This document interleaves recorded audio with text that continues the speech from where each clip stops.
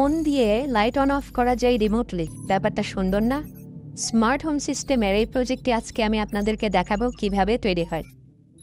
একটি micro controller board নিয়ে নিচ্ছি এবং সাথে কিছু এলইডি আমরা নিয়ে নিচ্ছি। এলইডিগুলোকে ব্রেডবোর্ডে প্লেস করা হচ্ছে। প্রত্যেকটা আলাদা আলাদা কালারের এলইডি এবং এলইডির সাথে আমরা রেজিস্টার ব্যবহার করেছি এলইডিকে সঠিক পাওয়ার দেওয়ার জন্য। প্রত্যেকটার সাথে একটি করে রেজিস্টার লাগাই নিয়েছি আমরা। এখন আমরা মাইক্রোকন্ট্রোলার থেকে এই এলইডিতে কানেকশন দিচ্ছি এবং প্রত্যেকটার সাথে একটি করে কানেকশন যাবে। তারা খেয়াল করলে দেখতে পারবেন প্রত্যেকটার আলাদা আলাদা কানেকশন।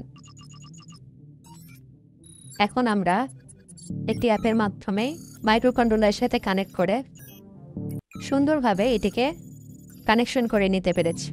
এখন আমরা রিমোটলি চাইলে যে কোনো কালারের এলইডি বন্ধ করতে পারি এবং জ্বালাতে পারি।